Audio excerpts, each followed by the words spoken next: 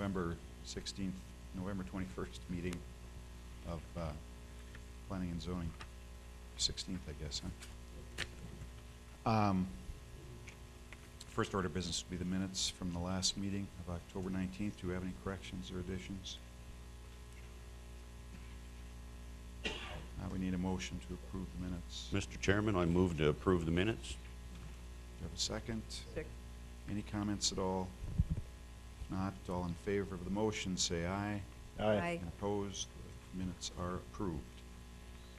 Our only regular agenda item is the zoning text amendment with the overlay district. Mr. Hadley? Yes, thank you, Mr. Chairman. Actually, Stephen's going to over this project. He's going to provide an overview for it. Okay, thank you very much.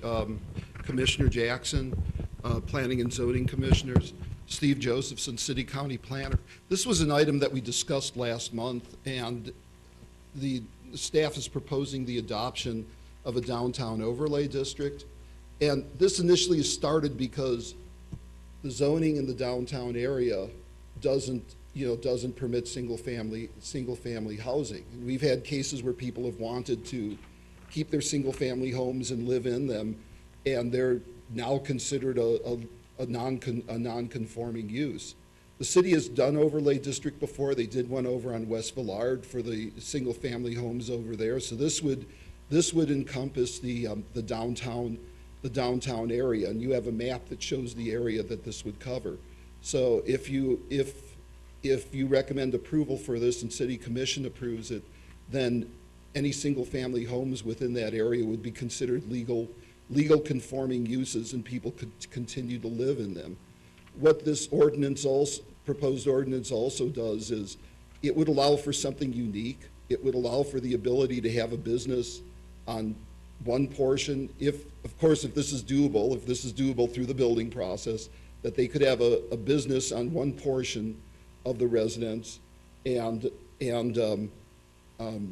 then live in a separate unit that's part of it. Just to let you know that this was a recommendation from the land use element of the Dickinson Comprehensive Plan. It also fits in with the intent for walkability and to encourage what they call niche businesses in the downtown area, as found in the city's adopted Renaissance Zone plan. I see Christy Schwartz is here from the Downtown Association.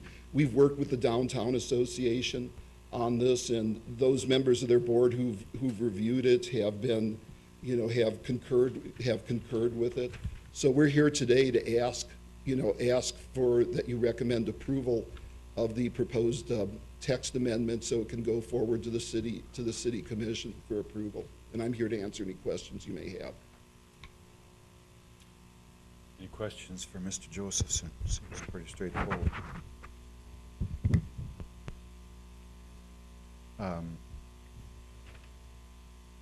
Maybe some staff can help me. I know that when this would go to City Commission, you'll need public hearing. We need it here? There is a public hearing here, and then there would be 2 hearings required in front of City Commission, and yes, there would be a public hearing. But not today? No, there is a public hearing today. This is a scheduled public hearing. Okay. All right, any questions from commissioners then? If not, we will open this up to comment from the public. If there's anybody here that would like to speak pro or con or ask any questions, please step forward and tell us your name and give us any comments that you might have. Ms. Schwartz, welcome. Good morning. Christy Schwartz. I'm the board president for the Downtown Dickinson Association. And as Steve had mentioned, he did bring this to our board, and the Downtown Association is very much in favor of expanding the Renaissance Zone. I just had a question. Steve, is the map revised to include that block on 3rd Avenue? Oh, I'm sorry, this isn't the Renaissance Zone. Oh. This is the downtown. I'm That's sorry. the downtown district. Overlay. Yeah, Oh, this okay. is the overlay. Sorry. Oh, 2 different things. I apologize that I came in a little late. Yes, and absolutely, the overlay district makes sense.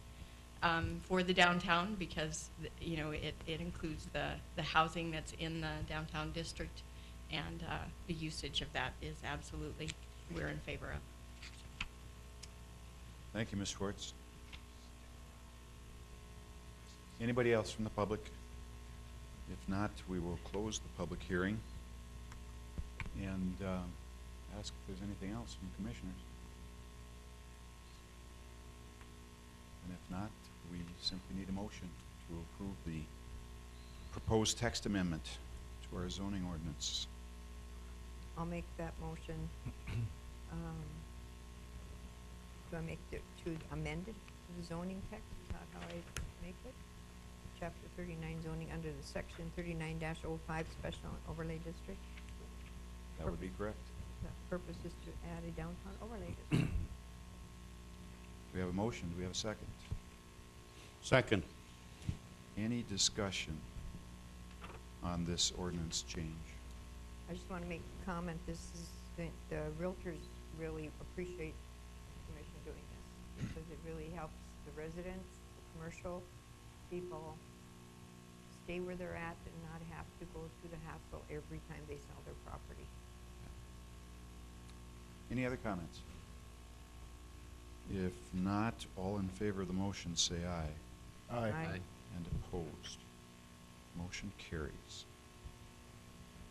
Okay, Mr. Hadley, we have a couple of work session items. Yes, thank you, Mr. Chairman. I'm going to let Attorney Kripe kind of describe the process for the amendment to the zoning text in Chapter 13, because it actually, there's a couple of changes that we're doing to the zoning code, and then Chapter 13 is actually the fire code, so thank you. Mr. Chair, members of the commission, Fire Marshal Stelly is currently looking at Chapter 13 to revise the code to be in compliance with the 2015 version of the International Fire Code, which will be adopted by the city upon those changes.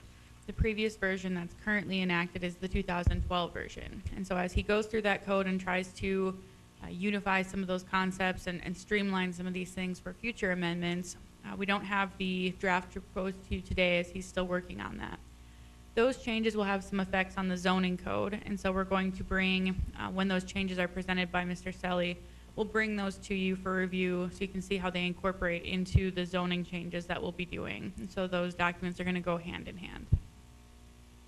Okay. I think the fire department made us aware of this some months ago, or forgetting which meeting, but sounds like a necessary update. We had the intent to have this to you. There's just been some personal items that have gone on, and some of the staff that are involved in it, so Sure. we couldn't get it quite to you yet. It was too late to take it off the agenda. So anyway, it is good that we understand that it's kind of a two-part thing. The city commission has their part of the Chapter 13, and then it does relate to our zoning code. So we are kind of all tied together that way. So Okay. thank you. Any questions for Ms. Kripe, as long as we're talking about it? If not, we'll wait for the written revision. Okay, and we're going to talk about Renaissance Zone? Yes, thank you, Mr. Chairman. The Renaissance Zone, this is what Ms. Schwartz was alluding to. I've brought that back down to the Downtown Association. Stephen has been working on the overlay and the Renaissance Zone expansion, and he just presented that to them this last week. And so I'll let Stephen do some highlights on it, and we'll go from there. Thank you. Chairman Jackson, Chairman Jackson, Planning and Zoning Commission members.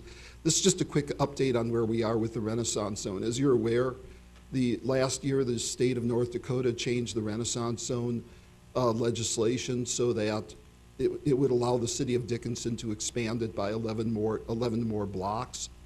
I believe it's 11 more blocks. Well, it allows us to expand it, okay? So, the ideas that staff has had, we've looked primarily at expanding, along West Villard, a little bit along East Villard.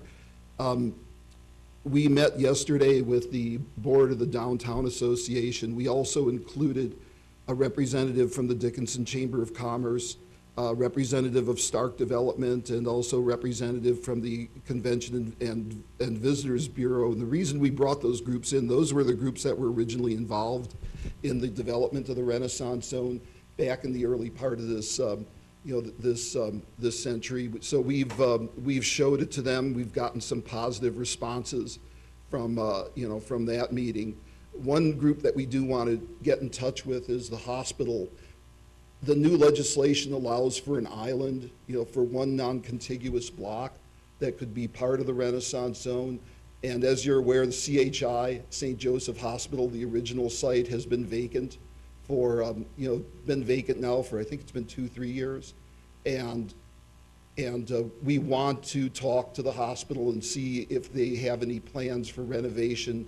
I heard some discussion yesterday that they are looking at possibly renovating and moving something into there, but we'd want to talk to them to see if this is something that could help them with their renovation.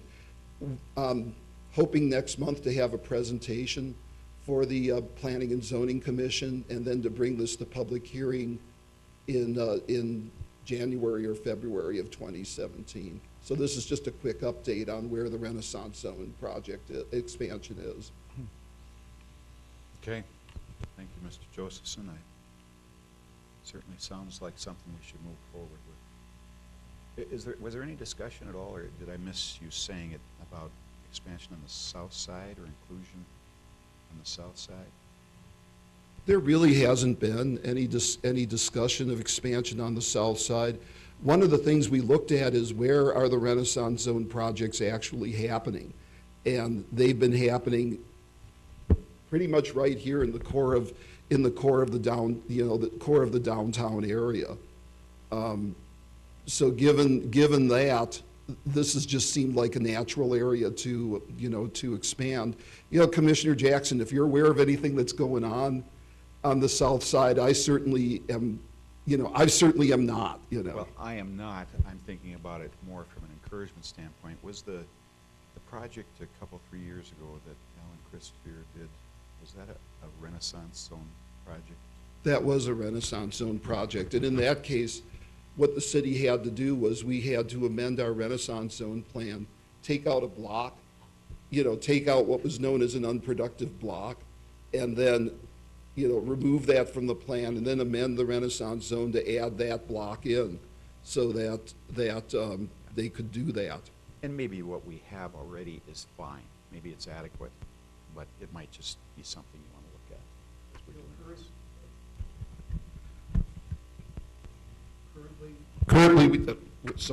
Currently, we've got that one. We have that one stretch along Broadway, where there's some retail businesses that are part, that are part of the Renaissance Zone. That was in the original plan. The original plan itself. What the state legislation calls for is a mix of both commercial and residential properties. And to be honest with you, it's been commercial properties that have gone forward with this. I think we've had one residential property that's taken advantage of it. And I don't know if it's just that the property owners don't do it, or perhaps in the past, the publicizing the program was lost. But but it is, we've not, except for that project, which was for apartment buildings, and I've seen it, it's a nice looking project. Except for that, we've really not seen anything else in terms of residences, whether single family or something that's purely multifamily. Mr. Josephson, the amount of coverage, is it determined by block, square footage, acreage? How are we, like, if we eat up a lot of what we're allowed by going that far south just for one property and nobody else is developing, so how is that determined? It's by just square footage or block. A block? It's by city Okay. block. And I know one of the things that's a little bit deceiving when you look at the current map is where the block that TMI is on, it's a huge area, but it's only one, legally, it's only one block. Okay. I didn't want a lot of acreage eaten up by one, but if that's just one block, that's fine. You I know, was looking at different, going east and west like you just suggested. yeah, Commissioner Decker, I tell you, the first time I saw that, it's like, oh, really? And then it's like legally block. described, it's one block. Anything else, Mr. Joseph? I'm finished, thank you, unless you have more questions. Any other questions? Mr. Chairman, I'll just add one thing. When the census comes out next time, we will have the ability to add more blocks as well. I don't know how many we'll be able to add, but it's based on, I think it was based on 16,000 right now, Stephen, right? The number of blocks that we have. So even with our drop in population that we've had over, a year or two, we still are well above Sure. that point, so. Thank you. Okay, before we adjourn, I talked to Mr. Hadley a little bit before the meeting. Our December meeting is scheduled for the 21st, getting pretty close to Christmas. Talk about the possibility of moving that date, or even if we have no pressing applications, even just eliminating the December meeting. Anybody have any concerns about that, or Mr. Hadley? I don't think there's any concerns. We do have some people that are working on some applications, but they are, at this point, I think they're not real close to being able to Well, come through. If somebody has something pressing that we'd be holding the project up, then I think we Yeah, can meet. and I don't think we have internal projects that we're working on, but that, obviously, we can wait till January. Yeah. Mr. Chair, the one project that we had was, we discussed this a while ago, and it was the reconciliation of zoning in those properties that were in the extraterritorial zone. Changing the zoning from whatever it was in the county, or maybe currently, which doesn't really match up with city zoning, to something that does match up to city zoning. And we were hoping to get that to go to in December, but that can go. That can Well, wait. And I think things like that, That can wait.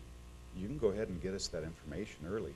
If Mhm. it would have been here for the December meeting, so we can be looking at it. But if it'll wait till January, maybe I- we do away with.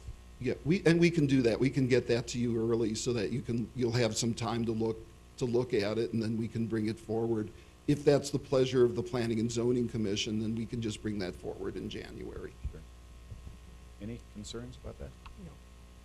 We also have the subdivision ordinance, but the timing for that is probably better, just because we are in the midst of just getting a semi-final draft that we're going to send out for comment to the local engineering firms, just for them to look at it, and Sure. then we're hoping to get that back to you so it's in place by the spring.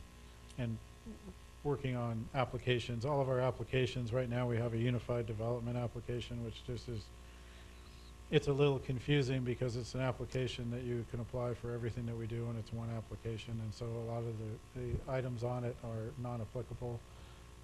We're separating all of those out, updating them with the current fees that were adopted by the commission for January 1. So we might paint a little better picture if we bring it in January anyway. And Mr. Chairman, one more thing. I've had some more people contact me regarding an urban agriculture ordinance for the city of Dickinson. I did a little more research, and I contacted Sioux Falls, their city council. They've had one in place for about 4 years. I forwarded it to Mr. Hadley. I got their ordinance, actually. I'd like to see that on the agenda sometime in the near future, if possible. Great. You guys would like to discuss it again, and we can put it on a work session in January if you want, or is that Yeah, what Yeah. you'd like? whenever we're Yeah. ready to do it. Yeah. Okay. We will do that then, in January. Anything else for this meeting? Not look for motion to adjourn. So moved. Second? We have a motion, a second. We are adjourned. Aye. Aye.